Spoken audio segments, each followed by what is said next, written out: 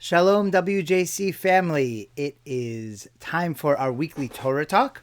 This week in synagogue, we will be reading two parshiot on Shabbat, the closing chapters of the book of Exodus, which are Vayakhel and Pekudei. And mostly they're a repetition. A few chapters ago, before we read the incident of the golden calf, we heard the instructions for constructing the tabernacle, the Mishkan. And now we have that information repeated almost exactly now in the present tense, and they built what they were told to build.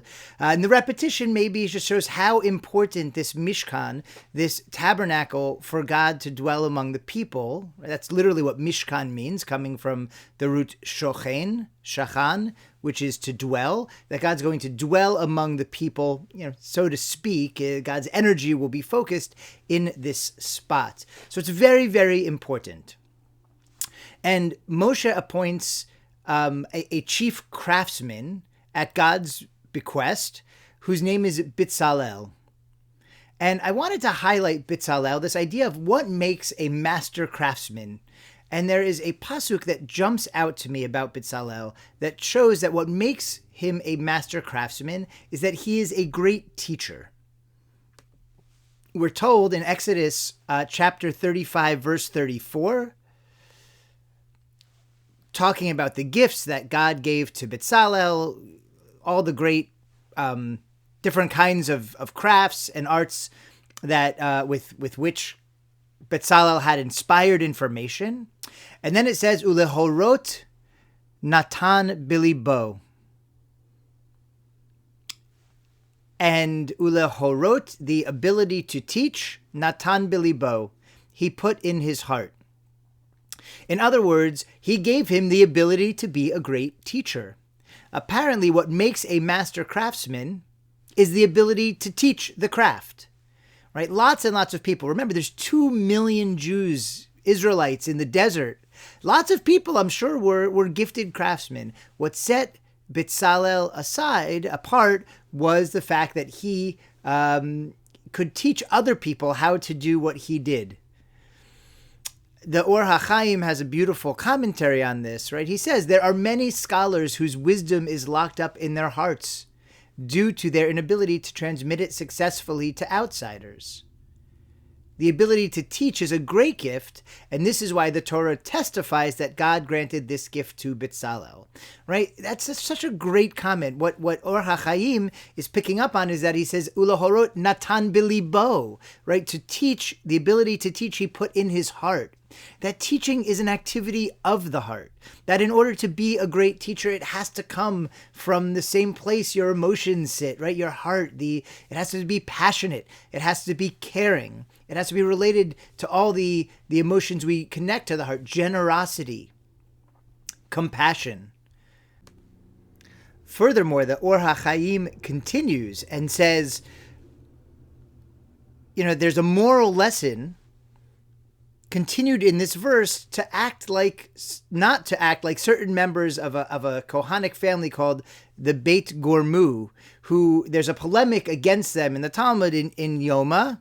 They're severely criticized because they were the family of bakers, of priestly bakers, whose job it was to make the showbread, to make the special bread that went on the table right outside the Holy of Holies in the Mishkan. They were apparently unwilling to share their recipes, right? They weren't willing to teach the skills of how they made this special bread. And the Talmud criticizes them for not sharing their knowledge. So there's also something we said, if you are a master craftsman, if you are a master, that basically it's a mitzvah to share your knowledge. It's not okay to sit on it. It's not okay to keep it locked in your heart, but it must be shared. It says people who do teach their crafts, Or HaChaim goes on to say, qualify for the blessing expressed by Solomon in Proverbs, the memory of the righteous person is a source of blessing. Right? To be a teacher is to be a righteous person. But that begs a question, right? Why don't people teach? right? Why do people covet their knowledge and keep it to themselves? A craftsman. Now, of course, we could say that this is about, crafts and having a monopoly on knowledge, and that it's good business to hide your secrets. But I think there's something even a little deeper than that.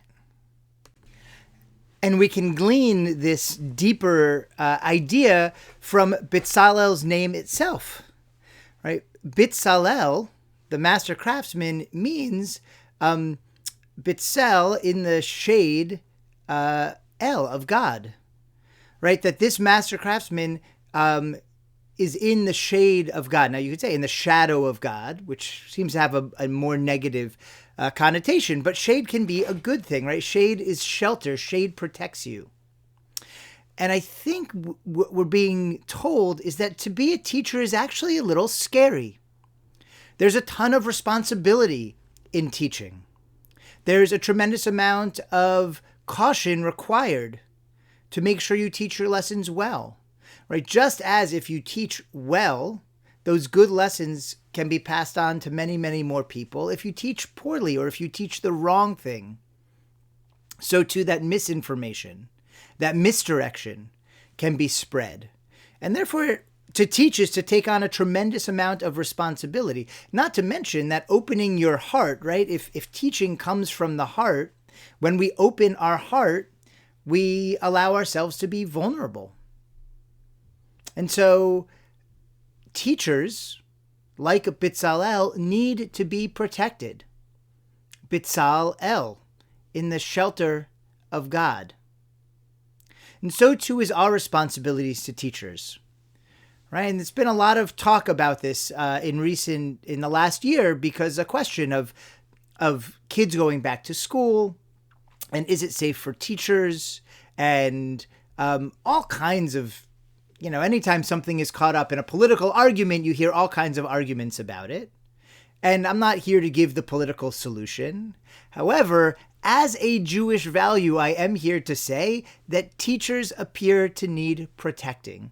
That Judaism recognizes not only the value of teaching, the understanding that it is, in the case of Betzalel, in the case of so many teachers, a divinely inspired art form.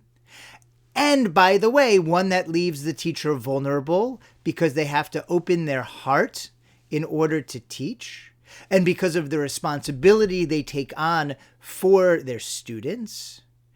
And therefore, it is a Jewish value to protect our teachers, to give our teachers what they need to be able to thrive and to be vulnerable and to open themselves up, whether it's teachers for our children or teachers who teach adults, or even, craftsmen, masters of what they do, to enable them to feel protected enough to share the knowledge of what they do.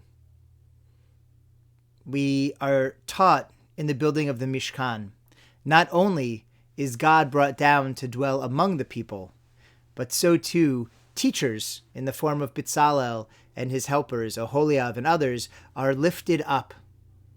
A reminder that teachers are an essential part of that connection between the divine wisdom and lessons and people, to be able to know what the right thing is to do and how to do it. So let us honor our teachers, let us protect our teachers, and let us pray that divine knowledge, those mitzvot, spread because our teachers are able to feel that they have not only the ability but also the protection to share their wisdom and their knowledge with all of us.